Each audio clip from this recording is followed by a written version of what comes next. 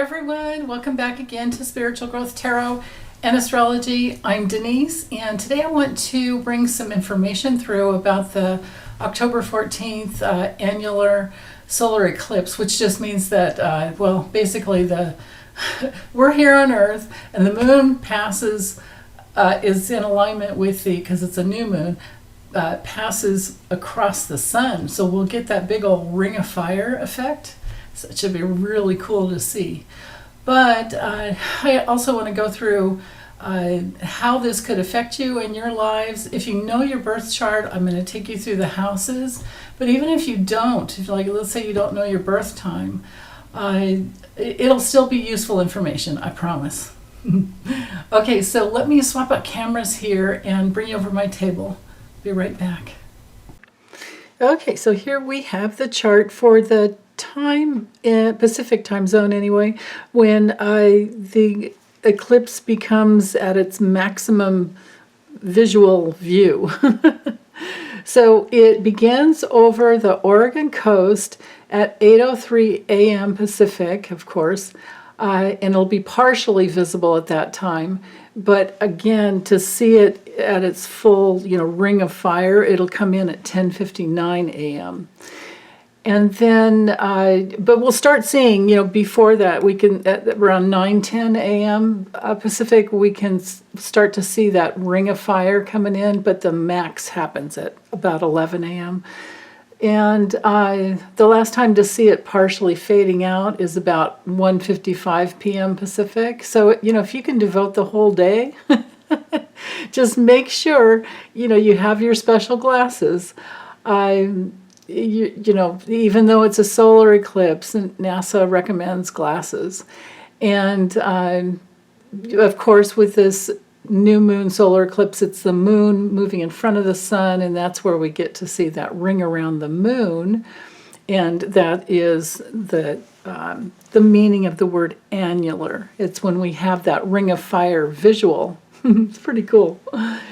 So anyway, if you want to check for your time zone to see, where it's happening, because it's happening all across the U.S., but depending on where you are, it'll be different times. But if you go to a website called timeanddate.com and set it for your time zone, you'll get a list.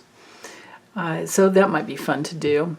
Let's see, what else? When it comes to the eclipses, they repeat in almost an exact degree, every degree and sign, every 19 years. So you might want to think back and ask yourself, what was happening around October 14th, 2004? Because that's the last time that we had the eclipse at 21 degrees of Libra. And when I get to the portion where we go through your chart, you're going to want to know where is 21 degrees Libra in your chart, because that's going to be a hot point. So, and you might want to reflect back, those 19 years ago and wonder, what were you going through then? And how better equipped might you be now, almost, 2 decades later? So, so before I get into all the eclipse info, it's important, I have to speak about this, give some power to the backdrop that's going on. So it's important to note that it was July 17th this year that we began the nodal shift of Aries and Libra. And of course, because the nodes go backwards, we started out at 29 degrees Libra here, and of course 29 degrees Aries over here. And you can see how far we've gone, since July. And we will continue in this Aries nodal axis, Aries Libra nodal axis until January 11th, 2025. So the issues on the table with this polarity, and we have extra help here with all these other planetary influences. But just if we just focus on just the nodes in Aries, North Node Aries, South Node Libra. If we just focus on that, these are issues as to excuse me, what to take action on. You know, it's cardinal energy. Both Aries and Libra are cardinal, as well as Cancer and Capricorn. They set off the seasons, you know. Aries is spring, Cancer's summer, Libra is fall, and Capricorn is winter. So being in a cardinal polarity going on here, we're starting new things. It's expansion. You know, we have these three major cosmic forces, which are expansion, contraction, and stasis. And that is played out within the modalities of the cardinal expansion, fixed contraction, and mutable stasis. That plays out in the astrological, you know, we can see it in a chart, we can feel it in our lives, and we know that that's the way it works.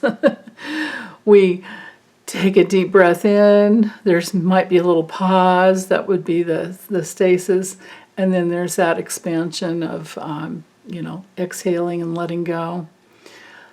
Yeah, so anyway, so back to the themes with the cardinal polarity here. Again, it's like what's worth fighting for, what needs fighting for would be Aries, what needs balancing out, and what needs more, how do we bring more equality and reciprocity into our lives.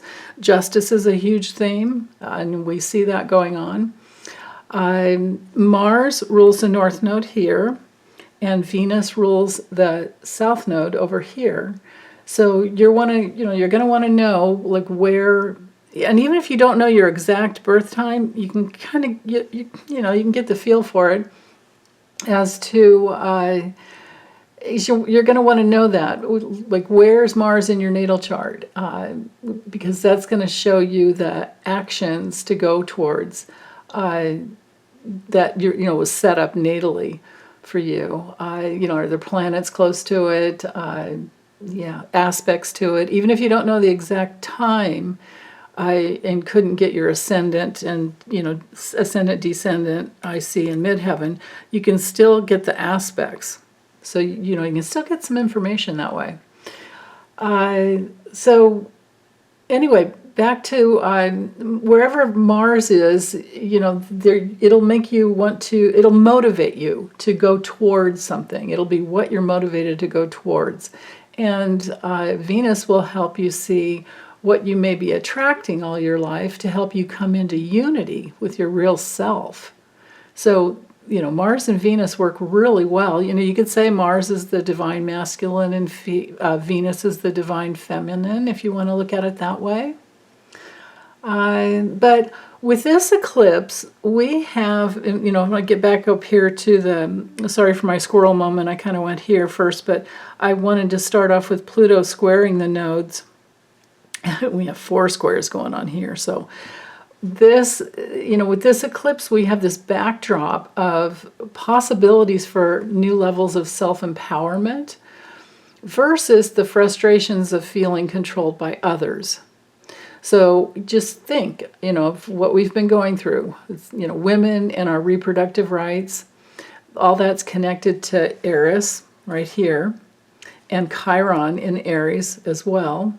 And remember the first, hit to Roe v. Wade and the Dobbs decision happened when the nodes were in Taurus and Scorpio.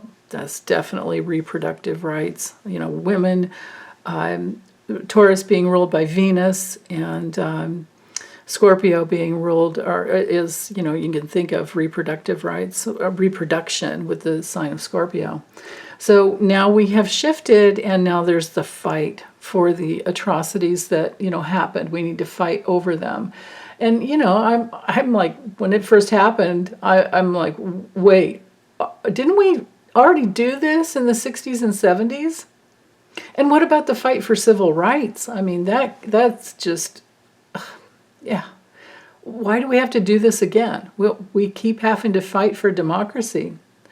So anyway, Pluto in Capricorn, in its darkness, in its distortion, is greed and corruption.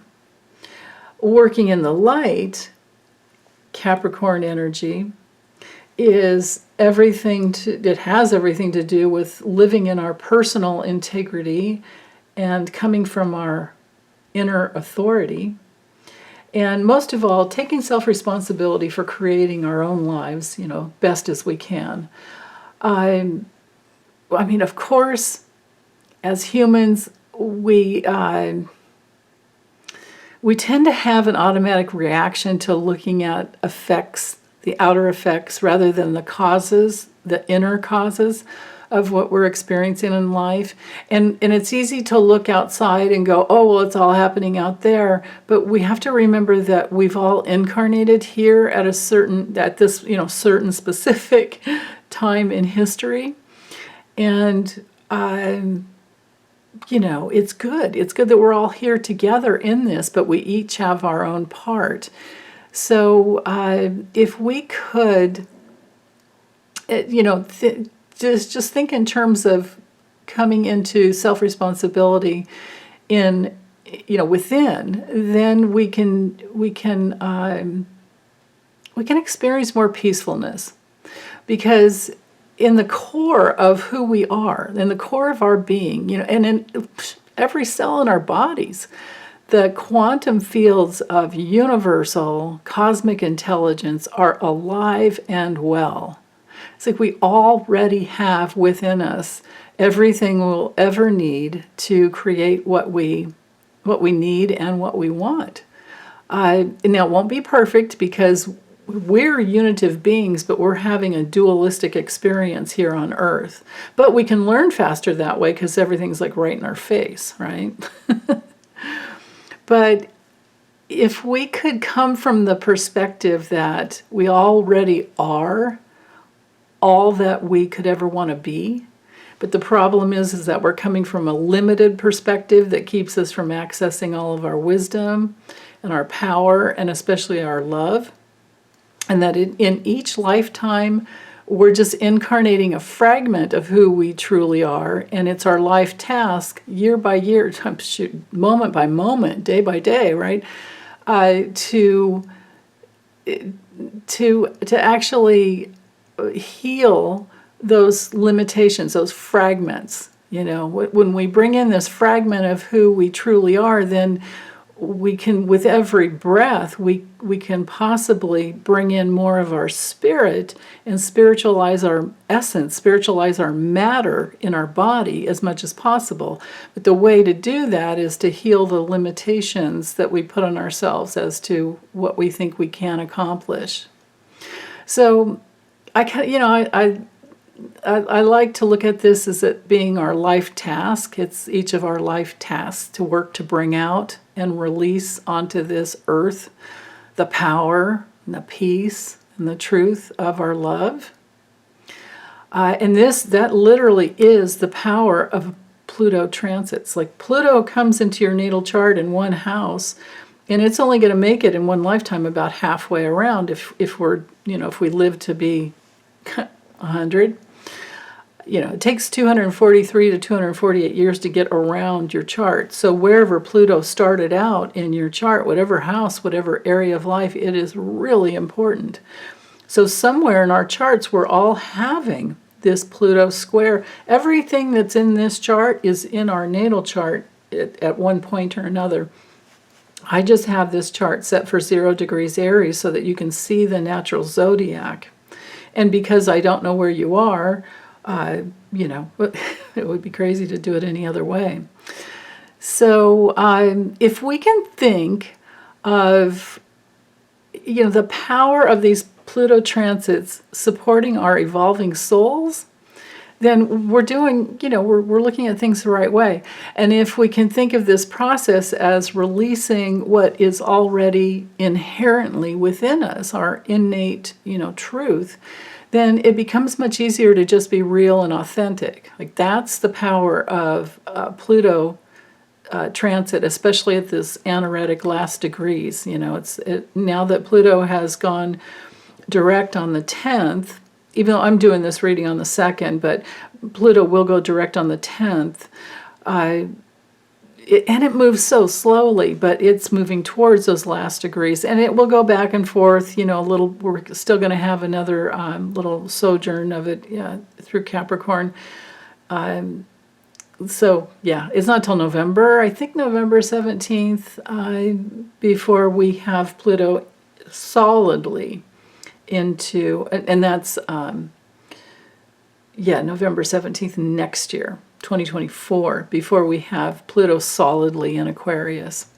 So, but anyway, back to this, spiritual law that I see within this whole, we have spiritual laws and principles that govern the universe.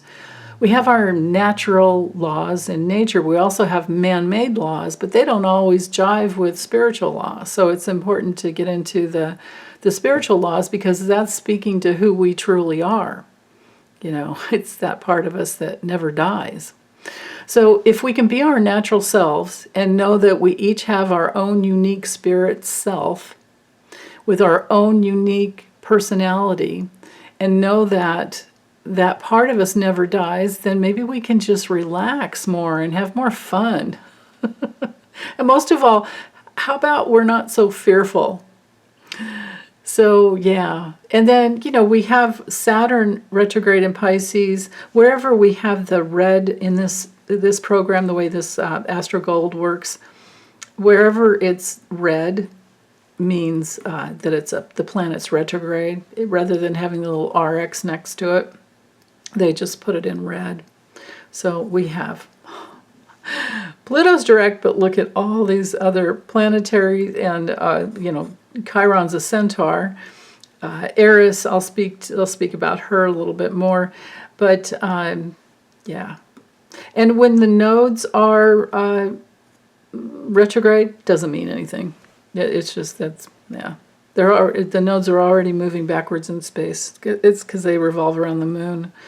But anyway, let's keep going on here. With Saturn retrograde in Pisces, this is a really good opportunity to let go of any old, crusty, rigid thought patterns of the way things are supposed to be, because that's what it was in the past. If we can let go of that, if we can let go of these rules written thousands of years ago, which, by the way, were most likely mistranslated or purposely written to control the masses by these power-hungry narcissists, well, many of us are already there, but we still can be projected upon and gaslit by those who want to hold on to this, dinosaur realm, I guess. But the holding on is nothing more than old fears and the need to adhere to, they think, some guidelines that keep them in control. And I'm speaking especially now to Saturn opposing Venus, because Venus and Virgo coming in here brings through anytime we have an opposition, this red line, we've got this opposition, we have a confrontation, right? So our confrontation is that with Venus in Virgo, we're thinking more in terms of what is it that lies within us that is maybe a little bit obsessively worrying about things. Maybe we're too focused on some details and need to lift out and get into the bigger picture, which would bring in our Neptune and Pisces here, and that sextile over to Pluto. That brings in that opportunity to bring in some more power. But with this opposition here with Venus, Venus wants to help us unify something in our lives. Venus wants to help us to attract things that are more valuable to us, people, things, work, experiences, even though experience comes more from the Jupiter realm. But with the flavor of adding Virgo into the Venusian mix, we're wanting to we need to be careful, actually. We need to be careful of needing to be perfect, but also with finding excessive faults with others, and and if we're in that dualistic paradigm of, because this can be the government over here, this could be anybody that's controlling you, this could be your dad, this could be dad issues that haven't healed. And bottom line is, with this opposition, we do need to be careful about making other people the thing out there that is the problem, right? We could exaggerate with this, but as Venus moves on, this will shift. But for now, this is part of the issue that's going on here. And if we can face the confrontation, if we can confront the issue as if we're needing to feel like we have to be perfect, then we're also going to be projecting onto others. The projection, the mirror here, will be that they need to be perfect. Only if the world is perfect, then I can be happy. It doesn't work that way. It just doesn't, and it never will. The important thing is to remember that on Earth, with this dualistic paradigm we're, floundering around in, or working through, it's important to remember that if things are going well, that doesn't mean anything as to your innate value and beauty and, love inside of you. Or for someone else. If someone else is going through something challenging, to judge them for it would be harshly judging someone else. So if we do it to ourselves, if we need ourselves to be perfect in order to receive love or approval, or are having our real needs met, then we're headed in the wrong direction. Because we each deserve to have all the good stuff in life. But if we have attitudes, or other people, and I'm speaking here partly possibly to Pluto squaring the nodes and all of these other planets as well, we can start thinking in different terms with Mercury, the Sun, and of course the solar eclipse here. We can start thinking along some new lines as to how to balance out all of these problems. Like this little semi-square here will require some action, and the action just might be to let go of feeling like change isn't good. We need to let go and create change. The opposition over here with Pisces to Virgo, and bringing in this whole mix. What I'm feeling is like we have to be careful about getting stuck in anxiety. Anxiety usually is something that happens when we can't be really present with ourselves because of trauma from the past, or we're in fear, and then there's this vicious circle where you have the fear of I don't want to be in fear anymore, and then that's like the fear of the fear kind of a thing. It's kind of crazy, but if we're stuck in worrying and fearing about the future, then we're not present. And if we're stuck and paralyzed in the past, then we're in trauma. So how do we be present? Right? You just stop, take some deep breaths, look around you, and that brings you into the present reality, which is this, stellium of Aries energy here, and the power of Eris. So if we can let go of being hypercritical of ourselves and others, if we can get off of these like fault-finding missions, and if we can let go of anxiety and the fear of making a mistake and just be present with what's going on and bring forth, whatever you have in the here and now, then, and let go of because with all this opposition here, there's either a run towards relationship or a run out of relationship. And what if we could have some healthy boundaries around that? So all of these are themes with this Pluto and T-square to the nodes. Visually, it's easy to see we have 4 squares, right? Coming off of powerful Pluto. And as it stations direct on the 10th, it has by this point here. But if you're listening to it this week, it's in transition there. But it moves so slowly, and it has to go quite a ways to get out of its shadow, the retrogradation shadow. But anyway, back to the squares over here to this stellium in Libra plus Mars newly into Scorpio.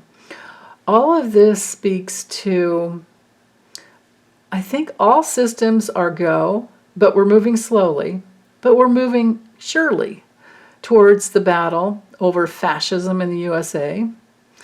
As Pluto moves over that same ground that we covered back in February of this year, that 29 anaretic degree of Pluto, it's going to bring through more intensity. But with this new moon in Libra coming in at 10:55, so just 4 minutes before the max, like during the eclipse, we have the new moon in Libra. That's why we have the conjunction right here.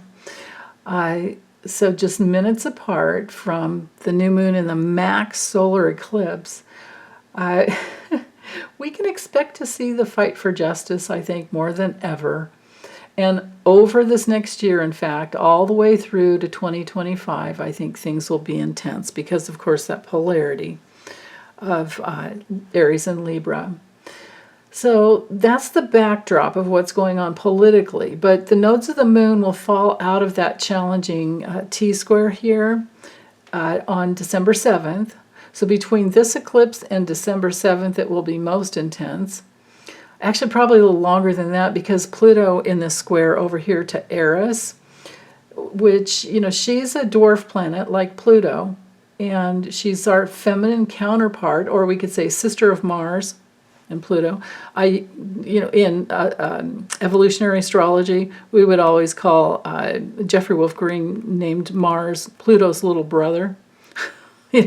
So we can have brother-sister relationship here, balancing everything out. But anyway, back to Eris, it's really important to know I think she's more powerful than Pluto because she takes 558 years to get around one orbit of the sun, so to get around the zodiac. So all of us are born with, Eris and Aries. When I came in, it was at 8 degrees Aries in 1954. So, look how far it's only hasn't made it very far at all. So anyway, Eris being the feminine struggle for equality, and her being here in Aries, and all of the energy as to justice and equality, independency and autonomy, independence and autonomy over here, possible dependency and codependency over here. Well, when it comes to political issues, what if, you disengage from the liars and go your own way? If we all did that, we'd be voting in new ways, probably, I would think. But anyway, so Eris is over here with this feminine struggle for equality, not giving up, and with the opposition to the South Node through January of 2024, and with Chiron joining the mix here,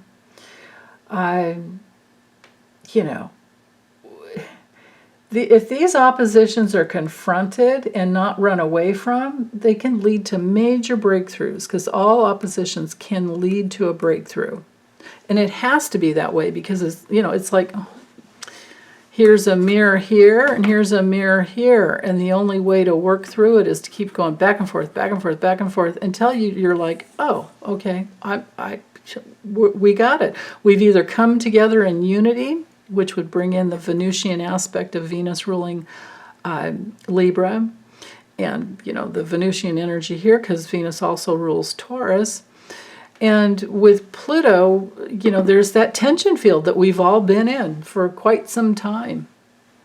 So let me talk about Chiron at the North Node for a little bit, because this is reflecting back something to this. There's a spotlight here, but the light is focused here, but it's looking into the mirror of Chiron Eris, right? And the Aries. So Chiron's a centaur, and it's stationed retrograde July 23rd, and it lasts through the retrogradation portion lasts through December 26th this year. So everyone has an opportunity to work internally on how we can be more present, Aries, with ourselves and others, right? I mean, it's a real need for people to be seen and heard and understood. So if we didn't get that as children growing up, and who did, right? It's so rare to have parents that are present more than 50% of the time, because they're busy trying to take care of so many other things so that we can be okay, right? Or the whole family can be okay. Or maybe there's only one parent that's present. Maybe there was a loss, especially through COVID. Think of all the parents that were lost. And maybe grandparents lost who helped with the children. There's so many themes going on. Always, living.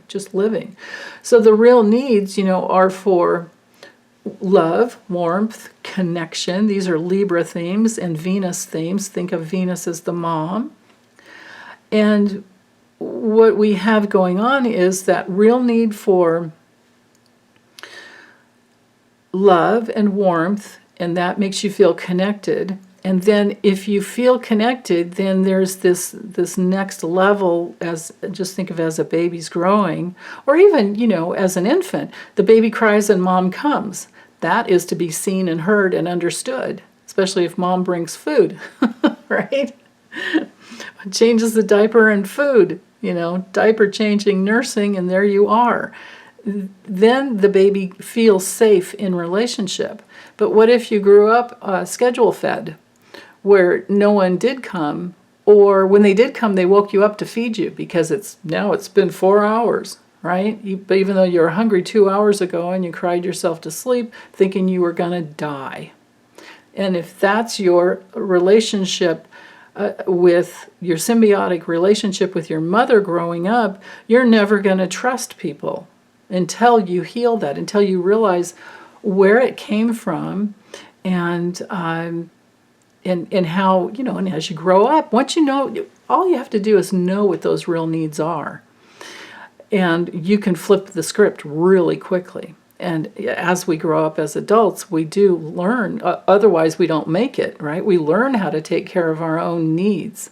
So if we own our needs, and with this main theme for this eclipse, I think on the personal level is to know that we have, once we know what our real needs are, then we're coming from making decisions, and we have these decisions to make. There will be decisions with all this Libra energy.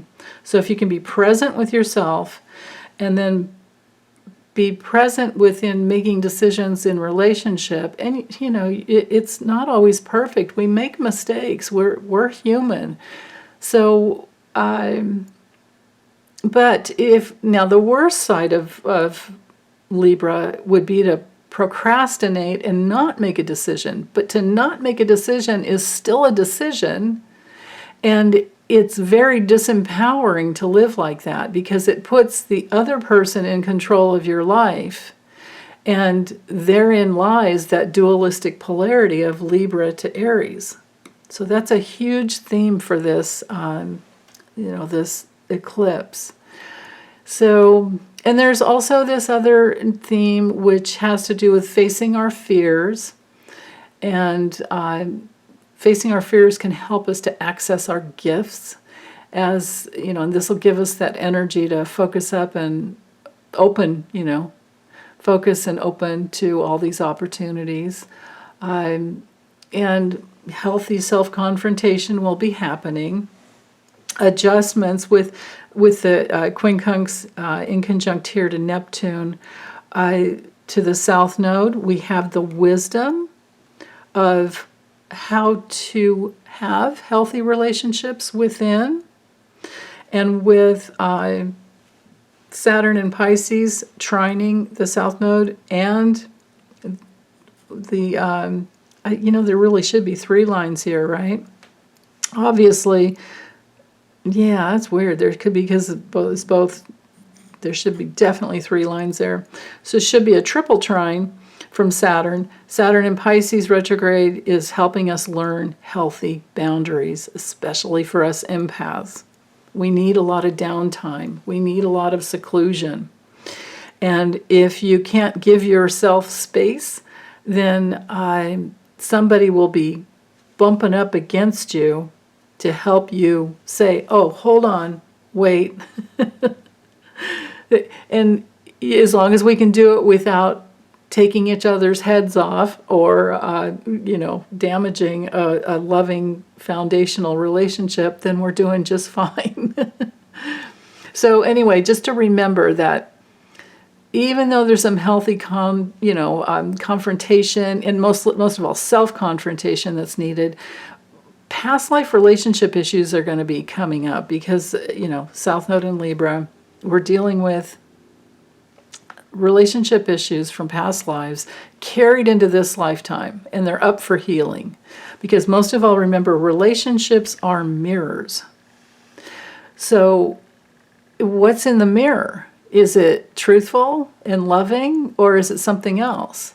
And the relationship as mirror, thinking of that, it's always a mirror of our relationship with ourselves, right? And if you don't know yourself completely and you don't have yourself completely, if you're not whole within, you don't have a wholeness to reflect back to someone else, and they won't know who you are. And that's really frustrating for people. And, we've all gone through that where it's like, oh my God, I made a terrible mistake here. Well, it's because I didn't know what my real needs were. I didn't know what was going on within me. When you're a kid, you don't know what you need. You just know if you're hangry or whatever, But if you can get inside of, each time you feel an unpleasant emotion of anger or anxiety or resentment, just ask yourself, what is it that you really want? What is the wanting behind that feeling? And then you can answer, your own questions within. And when you heal your relationship with yourself, you also heal your relationship with life and others. So what dualistic beliefs might be up to be working through? What might we be processing about ourselves in our relationship with others and life itself? So, for instance, like false beliefs about relationship might be something like, to be in a relationship, I have to give a part of myself away. Again, back to the healthy boundaries. Or relationships are just way too much work. It's easier to just be alone. You can fill in the blanks. There's all possibilities with Neptune and Pisces and Saturn and Pisces where relationship can be reinvented to fit your real needs and your partner's real needs. Right? Like not all couples sleep in the same room. Some couples, I've worked with couples before where it was genius, where they each had their own rooms and then they had their room. Right? You got to have enough, 3 bedrooms there, but they did. So it worked out really well. Okay, so what else? Let's look at Neptune here being retrograde through December 6th, and the sextile up here to Pluto through October 22nd, plus the inconjunct up here to the South Node through December 11th. All of this indicates that if we can make the adjustment to going to our higher selves, Neptune, higher selves, higher self, if we can do that for guidance, if we can go to our, just get in the habit of going within to ask for your guidance, meditate, get dream guidance, ask for dream guidance as you go to sleep, or both, then you can really create something beautiful from within, even if it's not tangible, because Neptune can be invisible and elusive. It's kind of an enigma. When I look at Neptune, I'm like, I mean, it rules so many different things. Films, media, gas, it's gaseous, right? Yeah. So even if it's not tangible, just think in terms of how like an amazing movie can affect you and stay with you and help shift your consciousness. And again, Neptune does rule the mass unconsciousness. So think about how people can be gullible enough to fall into a cult. And there you have like the highs and lows of Neptune. That's just, some naming of possible Neptunian issues coming through.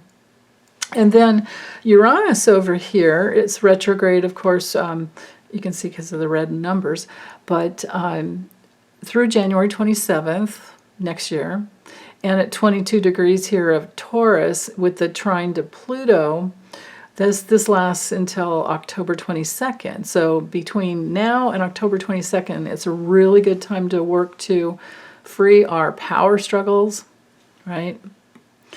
And also to be sure that you're registered to vote, too, so that we can hold corrupt people and corporations accountable, right? Because we're talking tangible here. This might be elusive and intangible here, but it makes it more important to go within to get your guidance.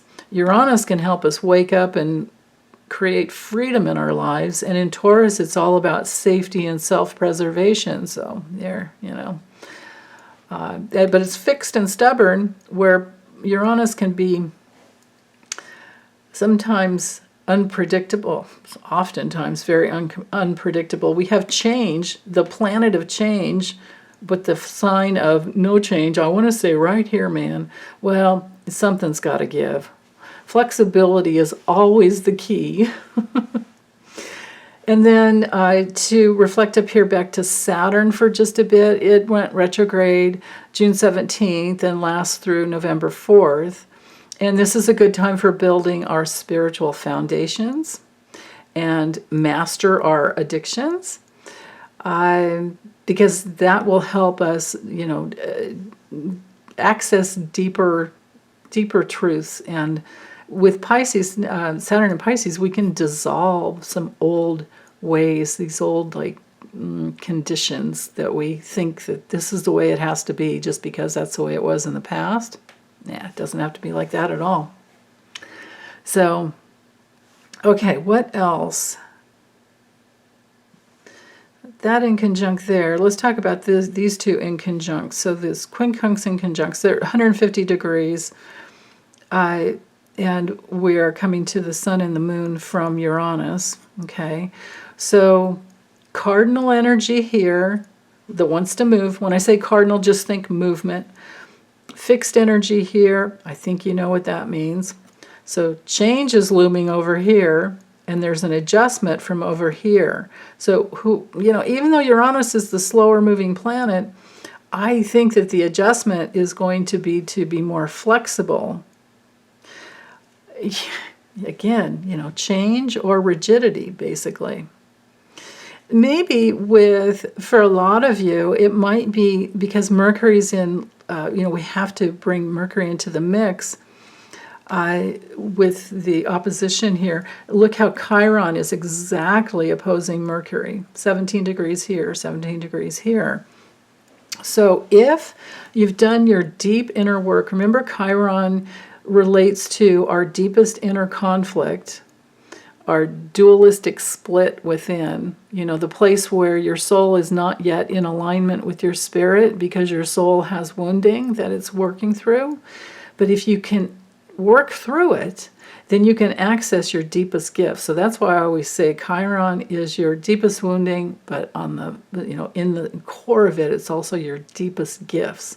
So the deeper gifts of Chiron and Aries has to do with knowing how important it is to be present and to keep moving towards who you truly are and know how much you really matter, and that you don't need to be first with with anything, and you don't need to. You also don't need to be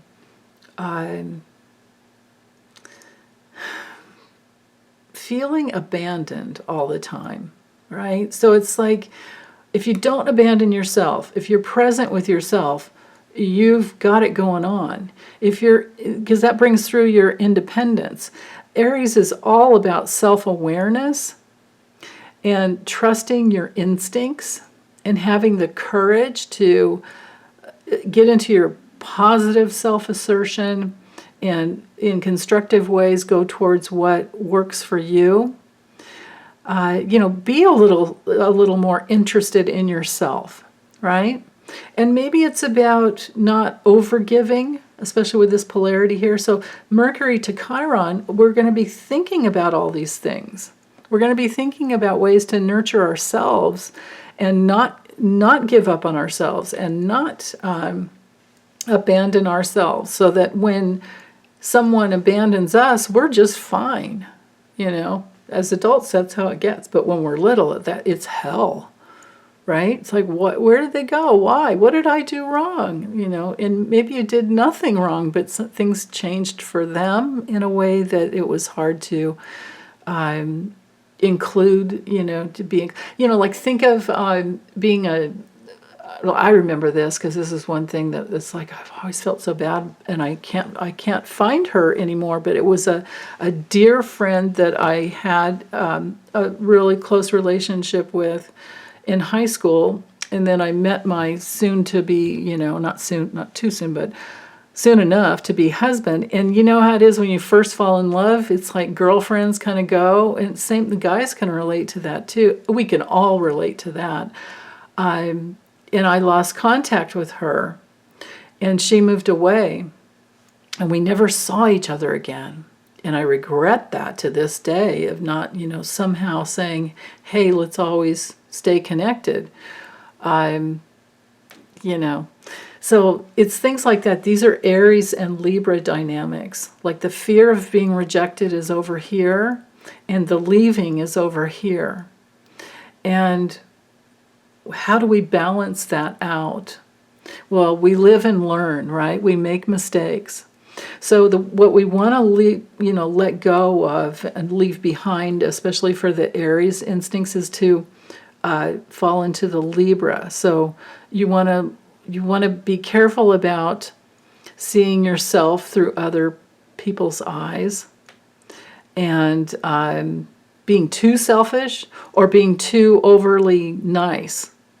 Peace at any price is one of the Libra faults.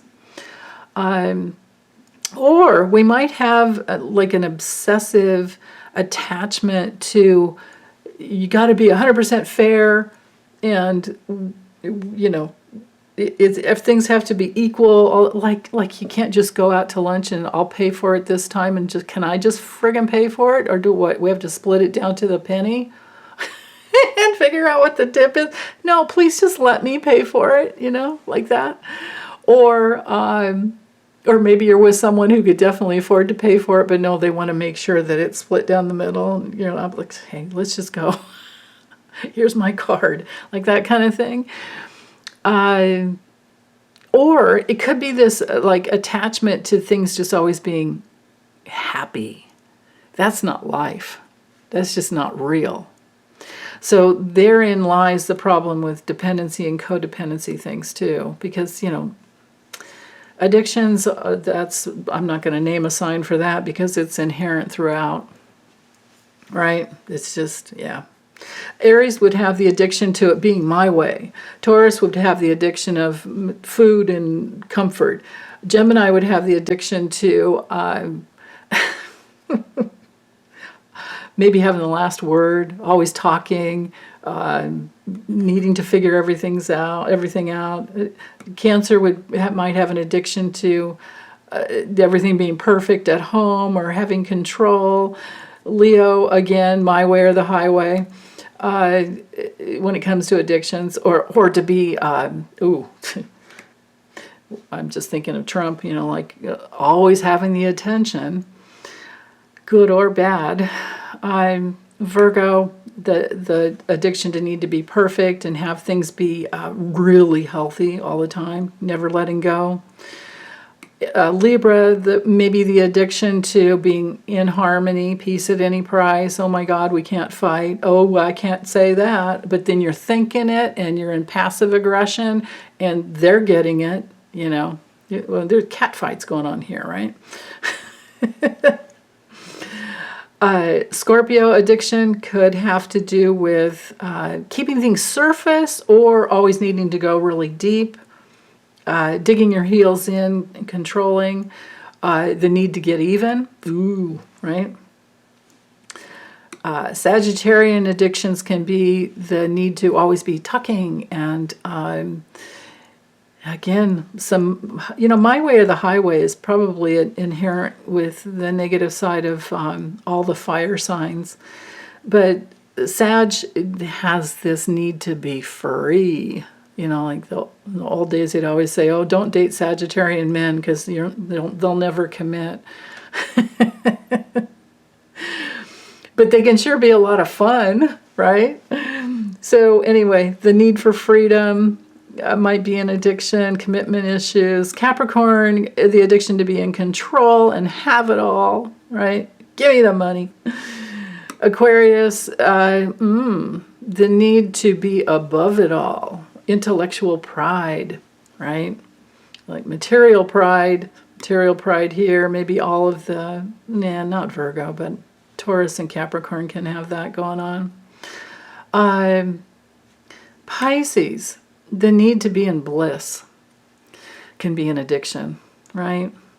So, okay, geez, I didn't expect to go into all of this, but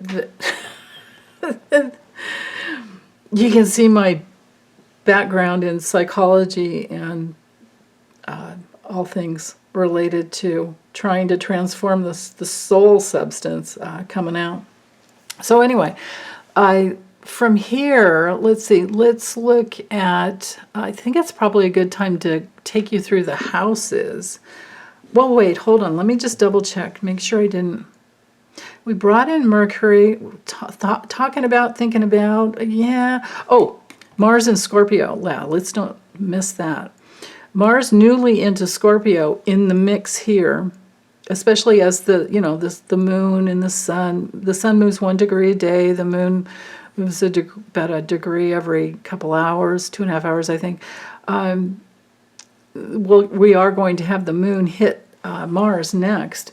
And so when the moon's in Scorpio, hits Mars, and the moon and Pluto do have similarities, right? Pluto's just down deep, and the moon is trying to digest and open up to and intuit what's going on now. So when the moon hits Scorpio, the moon goes into Scorpio and hits Mars, then we are going into a realm of more self-discipline, where we can choose some change, especially change that can help us get to where we want to go. We can kind of dig our heels in and do more work. We can also eliminate what hasn't worked in the past. The movement, so Mars, just think of the movement towards, just look at the symbol, right? The movement towards something more deep and transformative. Maybe experiencing and enjoying things without actually having to own them, because Scorpio is the opposite of Taurus, where Taurus is all about owning things. Scorpio is like, oh, I can just enjoy that without having to buy it, maybe, right? And then Scorpio is also really good about accepting support, from others. And it could just be an idea, or an opportunity. But we're in the realm of, resources, being deeply resourced. We might want to be careful about intensity, though, when the moon, and especially Mars, and for, this time period that Mars is in Scorpio, well, there's intensity with Scorpio, so we might want to be careful. But might be more aware of what's going on within others. We might be feeling more alive with Mars and Scorpio. And we might be more open to supporting others and sharing our resources and merging resources with others.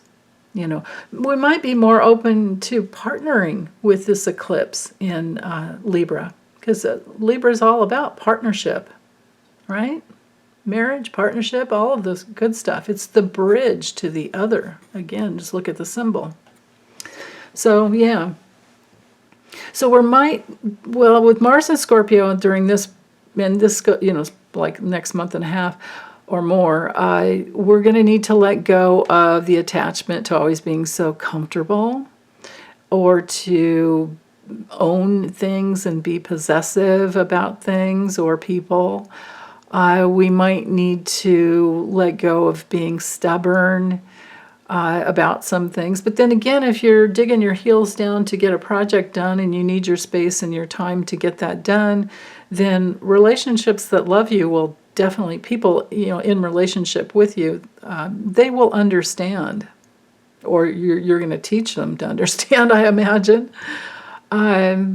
Yeah, but we want to be careful about getting kind of bogged down with too much and doing the same things, over and over the hard way. Like, try to look for things to be more, try to find a way for things to be more easily accomplished. And with Venus and Virgo, that's a real possibility coming through there. So let's see, am I done with this chart? I feel like I am. I mean, we do have a semi-square from Neptune and Jupiter over here. So again, there's action and spiritually minded action that's going to need to be taken. Or if you're a dirty politician or judge or corporate executive, whatever, you're going to be thinking, those people are going to be thinking about holding on to what they've got because they know change is coming. And they might be hiding something, right? Squirreling away money overseas, doing things like that. This semi-square from Chiron to Saturn brings through, again, finding those spiritually sourced gifts within and being very present with yourself and the actions that need to be taken in order to bring yourself out to, creating whatever it is that you're working on creating. Because that's how to stay happy. We have to continually be creative. Okay, so now let me bring through this. It's just a chart, but I'm going to fill it in and give it a lot more detail. Let me bring this down a little bit more. And then, there we go. The only thing that wasn't in the chart, besides it's the whole total lack of filling everything in, but you can't. The pies are too small. And I don't agree much with this 12th house, and I'll fill that in later. But the ascendant, the colon, and the descendant, and the midheaven are hot points. So with this, remember back to that 21 degrees Libra, if that's coming in, let's say a hot point, any one of these hot points, that is just as important as it hitting a planet. So I want you to remember that. Okay, so important points with this eclipse in your natal chart is to know that it's probably about making a new start. And because it's a solar eclipse, we're going to be dealing with things externally. And then on the 28th, when we have the partial lunar eclipse, then we'll be processing on the inner levels what new things are probably, or new things that we've started externally, we'll be processing it on the inner levels when it's the full-on solar eclipse. Or the events that we've created from the solar eclipse will be processed internally when we have the full moon. But it's a partial lunar eclipse, but it's on the full moon. I'll do that chart in a couple of weeks. So anyway, so, you know, because the eclipses always come in pairs, so this is the first of the pair. But in your natal birth map, you can use an orb as tight as 3 degrees or as wide as 7, but you're only going to want to focus on major aspects such as the conjunction. So here, let me get back to this chart here. So with the conjunction, think of, let's just pretend your natal Uranus is at, actually, let's do it this way. I think that we have a lot of people on the planet right now with Saturn and Pisces, right? And they are the Virgo and Pluto generation. But anyway, if this eclipse is hitting your, well, no, it couldn't be Pisces. Let's see. Let's just do it this way. Yeah, that's it. Rewind. That didn't work because it needs to be in Libra. A conjunction. So let's just say it's on your sun. I have a dear friend I love dearly. It's coming in on her sun. So this eclipse on her sun, or even 7 degrees away. So let's say 28 degrees, or 7 degrees behind the 21 degrees, right? So either way, close enough within that 7 degrees on either side. You focus on the conjunction, which means something joined up. Like, of course, we have the sun conjunct the moon here. So that's the point I was trying to bring in. Yeah. So Libras, this is really important to Libras. It's also really important for Aries because of the opposition. So with eclipses, we're looking at conjunctions and oppositions pretty much only. If you want to use a square, it would have to come from a personal, one of the luminaries, the sun or the moon, right? So it would be that connection to just about 2.5 degrees at the most for that. Otherwise, it's, yeah. So, part of this could be here too, like my generation, like I know I have Neptune in Libra. Mine's at 23 degrees, so I'm thinking that a lot of you within, my age range, I'll be turning 70, so I'm thinking there's a lot of us on the planet now with Neptune in Libra. In fact, before, the ones that are older than me, I know they had Saturn conjunct Neptune in Libra.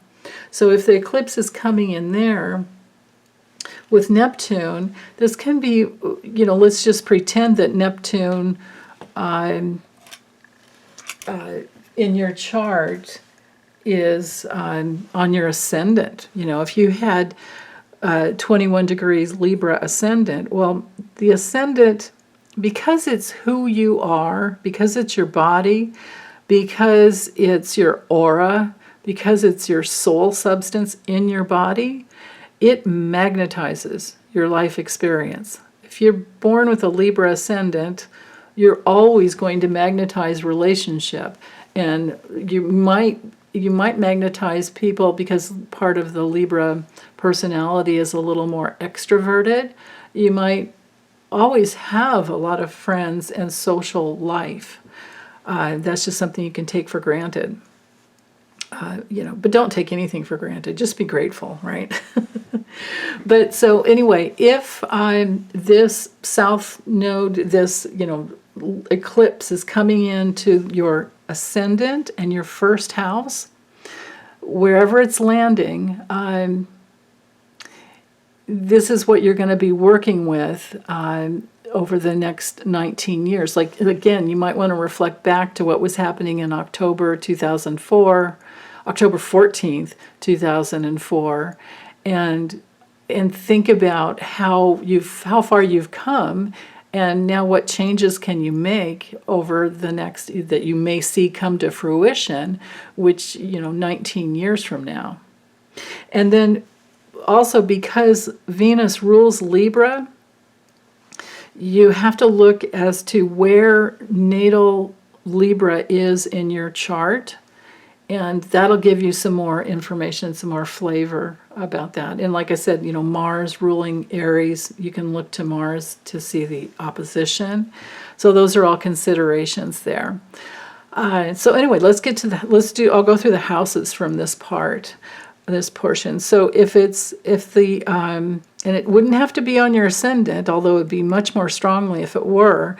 It could be anywhere in the first house. If you have 21 degrees in your first house, then your consciousness is going to be changing. Your self-awareness is going to be changing. You're going to be in a beginning, like a new cycle of some type of experience that will bring in more relationship.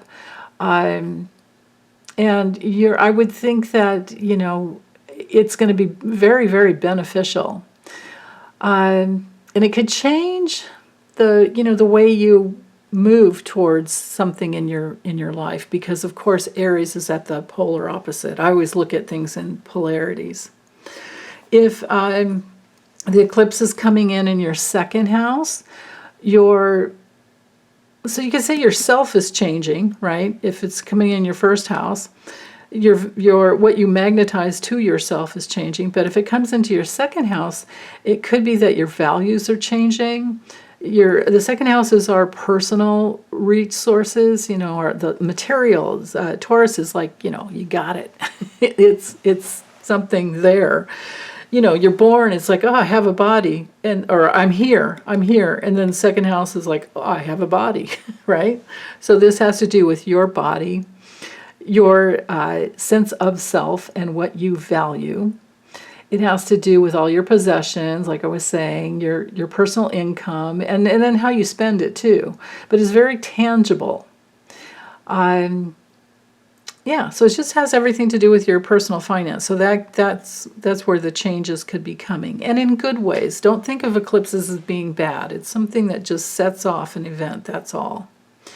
If the eclipse is coming through in your third house, the third house is all about the way we think. It's our intellect and the way we communicate. It has to do with our capacity to think and how we express ourselves, whether it's written, verbal, in any way. We express ourselves in many ways. It can have to do with what we want to study. It can have to do with what we can have big changes in study habits. If Libra is here, it could be that you decide to work within a study group.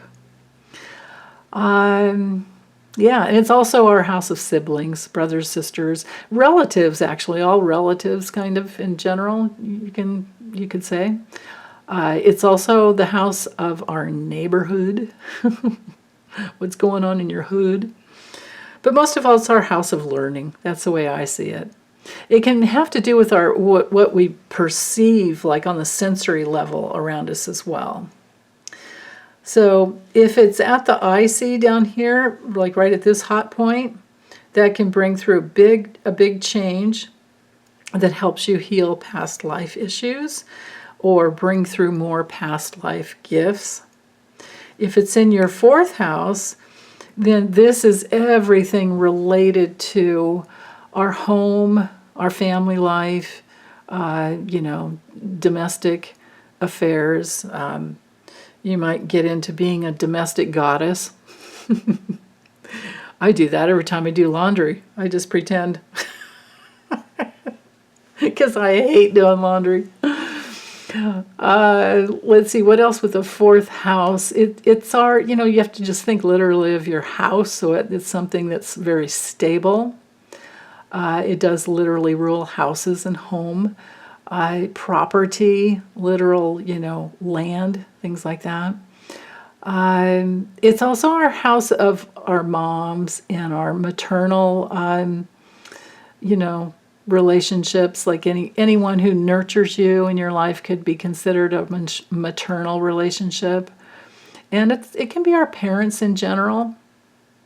It can be our inherited tendencies, our early childhood environment in that first imprint of life. But it can also relate to our last half of life as well. So that's an interesting perspective of the fourth house. But yeah, so just think of house of home, and like it says here, your roots, your where you've come from, and then your psychological, how you nurture yourself psychologically. And then of course that leads into how well this first quadrant goes, relates to the second quadrant over here. But the fifth house brings through our creative self-expression and how we can create positive pleasure in our lives, or our force, for pleasure. Forcing current towards pleasure, so we want to be careful with that. It's a house of recreation, recreation. It's a house of children. It relates to our children if we have any, or whatever we're giving birth to, whatever we're wanting. It's often, because pleasure, it's like everybody, there's a real need for pleasure because it reminds us of who we are in the spiritual realm. Like, remember, in the spiritual realm, there is no such thing as even a negative thought. In the highest levels of the spiritual realm, from where you hail, your birth home, there is no such thing as negativity. It's all bliss. It's all love. It's all happiness. And you can't even have a negative thought. So then here we come to Earth, and it's like, what happened? And then we take it personally, and we think that there's something wrong with us. So until we heal that, and know that it doesn't make us inadequate. It doesn't make us less than. These are self-worth issues. Back to Taurus, right? That create pleasure. So if we have this forcing current for pleasure on Earth, like we had in the spiritual realm, then we're always going to want to just be in bliss, and we're going to be addicted, basically. But if we can be present, back to Aries, with our being in our bodies, Aries and Taurus being in our bodies, and breathe in more life into that immediate area, then we can have pleasure that's just very balanced out. But I also see the fifth house as the house of love. Even though, Venus doesn't rule this house, it's the sun that rules this house. It's self-love to me. Venus is more like love coming towards you. To me, self-love is, of course, all on the inner levels. I'm sure everybody could relate to that. So with the fifth house, it does have to do with love. It can have to do with love affairs. It can have to do with romance and being courted and all of that, but and social activities as well. It's also a house of entertainment. So, people with a lot of Leo energy are usually pretty darn good entertainers. And who doesn't love that, right? We love seeing people just be themselves. If they're coming from the real self, that is such a beautiful thing to witness. That's probably why we like hanging out with little kids. Even if they're making up stories and telling you a big fat lie, it's like, oh, this is so interesting what's coming through here. So a fifth house is also associated with the way we're educated. So we could say school. This could be homeschool, but then this would be going out to a social school, going out and having that social experience of being in school with other kids. It can relate to our education, but so can the third house too. You know, this can be kindergarten through 12th, and the ninth house is more, you know, college and higher learning. Higher education's right here. But back to the fifth house. So what else with the fifth? Appreciation. It's a house of feeling appreciative for all that you have. It's also a house of playing games and having fun. That's why, you know, recreation or recreation. It can be the house of reinventing yourself, especially if you have natal Uranus there. Or natal Uranus anywhere near, even within 10 degrees of the IC. There can be a lot of, you know, reinventing yourself. Let's see, back to the fifth here. With the recreation or recreation, that's where it comes into that realm of the fifth house, brings in the realm of games and hobbies and anything that's amusing and fun, sports. It can also be the house of taking a little bit of financial speculation, so gambling. It can be the house of gambling, house of stock, you know, stocks, things like that. So, okay, let's go to the sixth house. If Libra's in your sixth house, this is our house of service and work and health, daily schedules, daily activities. It's our capacity to give of service and to work. It has everything to do with our diet, our health, our nutrition, you know, health care, hygiene even. So, of course, it's also the house of, you know, if there's illness, things like that. But most of all, I see the sixth house as being like your space that where you work, wherever it is. It can be your cubicle at work, or it can be like literally my desk right here. This is my workspace. It could be your co-workers, but most of all, like your general working conditions. So if the eclipse is coming through here, there could be some change in your, you know, you might reinvent your the way you work. You might make some adjustments as to being more efficient at work, or at, you know, in your workspace. Or if you're retired, it could be you know, your daily details of how you nurture yourself. You might get a little more scheduled as to what you're doing, or you might find ways to make it easier, you know, at home. Yeah. It's also the house of, like I was saying, our co-workers, and if you're self-employed and have employees, then it would be your house of employees. It's also our house of doctors and nurses. Just think of all the people that help us stay healthy. It's also the house of small pets, little smaller. Large pets are ninth house. If you own a horse, that's up here.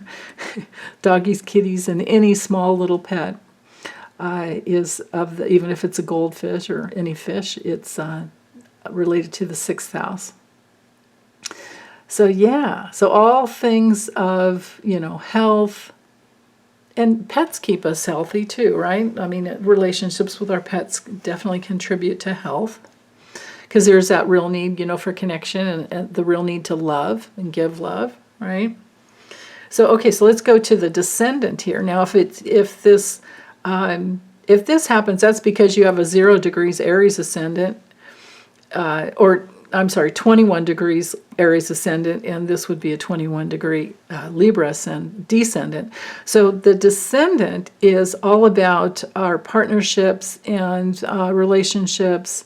It's everything that's here in the seventh house, but it's stronger when it's the seventh, because, I mean, if the eclipse is coming in on your descendant, that's a really strong hit in the area of relationships, commitment, partnerships of any kind.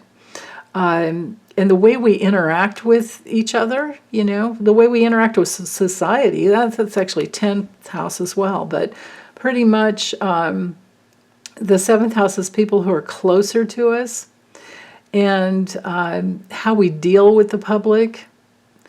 And of course, marriage, divorce even, business partnerships, of course. Yeah. It's also sometimes the house, in the old way they'd look at it as open enemies, where Pisces would be, hidden enemies. I don't know. You can try the old ways out, but it can be a house of competitions, rivals, or an ally, your allies or your competitors. If that's how you live, you'll see changes that way. But most of all, the seventh house rules, I think, in the highest perspective, is just to think in terms of what agreements do you make with others. Like what are the hidden contracts you have in relationships, or what are the open contracts where it's open because you guys know what's going on and you're always talking about it. You're not hiding anything from each other. It's a house of cooperation. It's a house of compromise. So if you have, your sun in the seventh house, if you just again go back to those planets, and if you want to learn about the basics of astrology, and combined with evolutionary astrology, just get one of my sign up. Go to the community section or the about part, not the community section. What am I saying? The about portion of my YouTube page, and sign up for the membership at the lessons level. And you can do it for just 1 month and learn everything about all the planets. And then you just apply if this eclipse is coming in on one of your planets, then you apply that extra piece of information. So you have to know the planets first. And if I were to go through all the planets now and put it in perspective, it's just too much. I mean, it would be probably a 3-hour video to do something like that.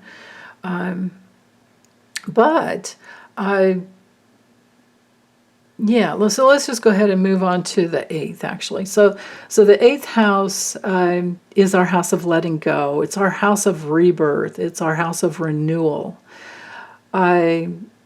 Now, if you're up for an inheritance, it could come through. If you have 21 degrees, if you have this thing happening if you have this eclipse happening in your 8th house, it could be that opening to an inheritance.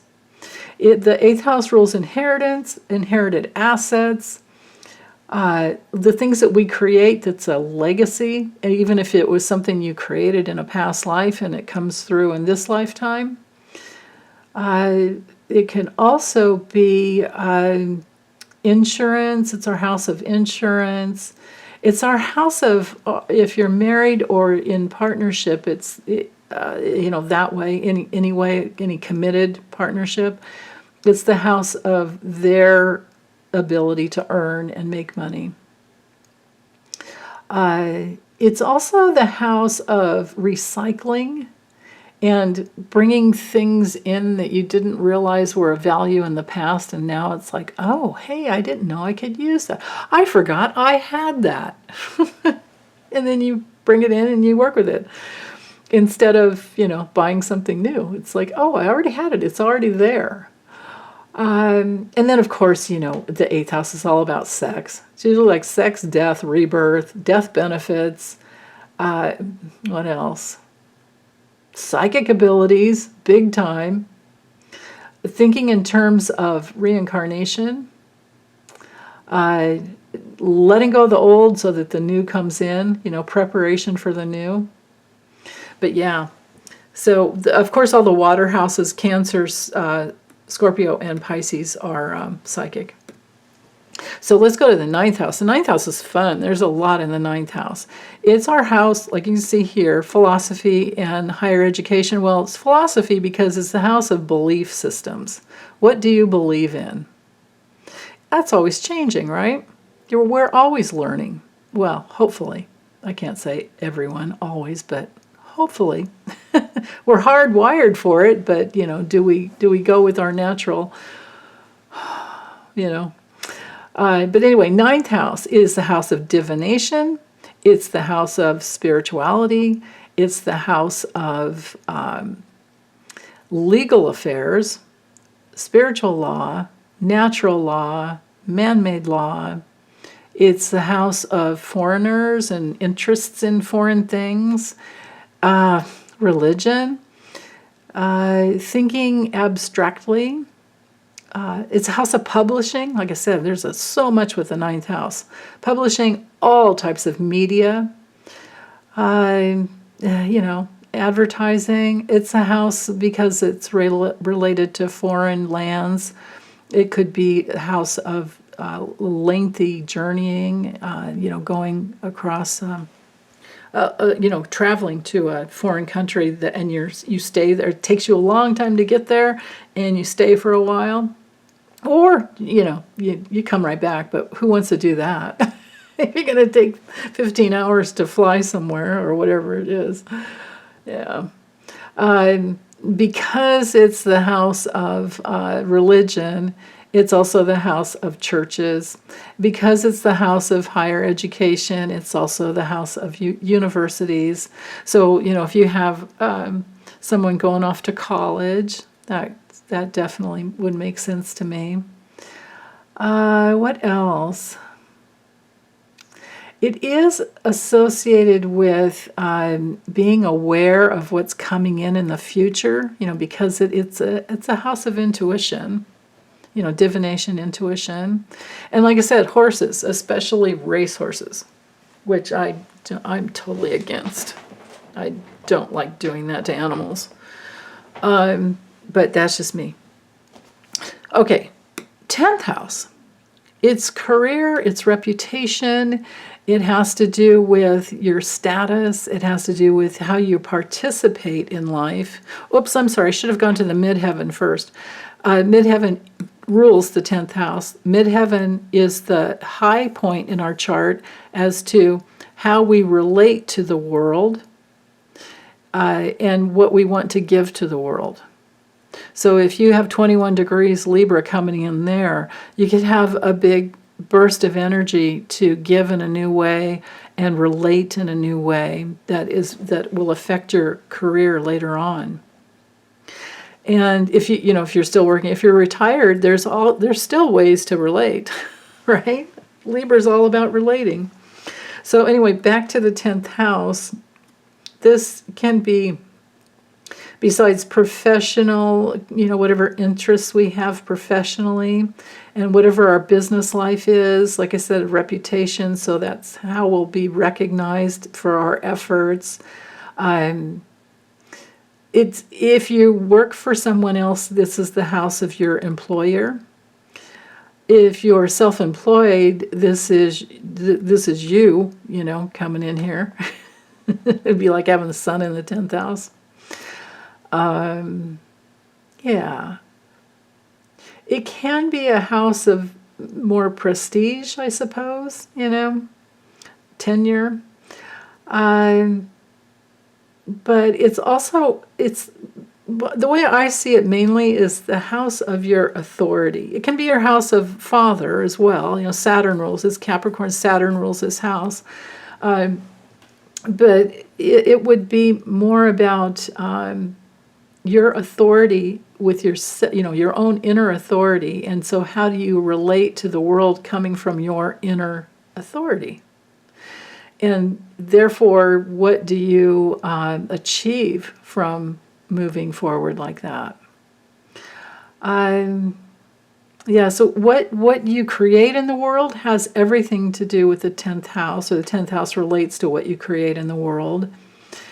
And it can also refer to, with the midheaven especially, this point up here refers to the natural direction of your life. If you are, hardworking, if you have ambitions, whatever ambitions you have, and everything relating to the public and everything relating to outside of you. The inside of you is here with the I see, because this is past life point. The midheaven is what you're accomplishing in this lifetime and how you relate outwardly. So your public nature is up here, public persona up here. So let's go to the 11th house. I love the 11th house as well. It has to do with our friends and groups that we belong to. It has everything to do with relating to, your kindred spirits. It has to do with who you choose to associate with and what those rules are within that group. If you're, if you have, like, let's say Taylor Swift right now. I've never looked at her chart. That would be an interesting thing to do. But she's definitely attracting a whole lot of fans because she's out there telling people to register to vote. She's not telling them how to vote. She's out there saying what she believes. But she's out there, Aquarius is all about humanity. So she's telling people, vote, exercise your free will. I really see a lot of free will between the houses, the 5th and the 11th. You always have to look at the polarities. And so anyway, with the 11th house, it can be a fan base. Like Taylor Swift really has a fan base because she's, been putting herself out there, working hard with her 10th house. Wouldn't be surprised if she didn't have like Pluto in her 11th or something. I don't know. I'd have to look. I'm thinking of transiting. So anyway, let's see what else with the 11th house. It's, it's how we cooperate with each other. It's ruled by Uranus, so it has to do with our awareness, greater awareness. Waking up. I guess we could put woke right here. And if we did, would Satan not look? No, don't look at that house. Let's see. Friendships, groups, what we hope and wish for. Aquarius, think of in the tarot, put the star card there. Think of miracles. Think of what we're looking for. Uranus rules this house, so astrology rules this house, right? Yeah, I think that's about it. Hopes, wishes, personal goals, awareness of the universal laws that that govern our govern the cosmos, right? It's a cosmic. We can say it's a cosmic house. I'm going there. If it's not used in the right way, though, with Aquarian energy, it's rebellion. So if you have any trouble, just check your inner rebel. And maybe you're rebelling in a good way, but as long as it's, done from love, coming from love rather than, well, we've seen what happened January 6th. Those were rebels working in the dark, right? They were out there, but we're coming from the dark. If it's done in violence, of course. Yeah. Okay, so 12th house. It can be secrets and things that are hidden, but I mostly see it as a house of spirituality, the house of seclusion. And it can be our self-created prison or our house of freedom. And I see it as the true house of career and vocation because it's the culmination of all of our gifts. And yeah, that can be secret and hidden from us until we work through it. I'm not even going to say what the old ways of working with it are because I just don't believe it applies. In my entire life, I've been studying astrology since the late 80s, and I've never seen it to be, well, it can be like prisons. I mean, it does. The 12th house does rule prisons, but those people, maybe grow immensely when they're incarcerated for a while. To get a place, to get away from the grind of society can be healing for some souls. And then once they're released, yeah, that's another whole big challenge. But yeah, so it can be prisons or self-created prisons, but it can also be freedom, because they find that it's very possible to find who you truly are while you're locked up in some way, because all things are possible. And that is what Pisces is all about, and Neptune ruling the 12th house. Pure potentiality, source energy, all things spiritual, all things mystical. It's also the house that rules charitable, big charitable organizations. And think of like even hospitals and rest homes. But it's also the house of past lives, meditation, which, those are, meditating is how you find your inner gifts. And they used to call it, and maybe they still do, the house of self-undoing, and very karmic, because it's associated with all things karmic. But maybe if you figure out what your self-created prison of fear is, then you can undo that. Then that could be your house of lack of self, and you undo that, right? You can work it from any angle that you want, because it's the house of pure potentiality, because that's Pisces.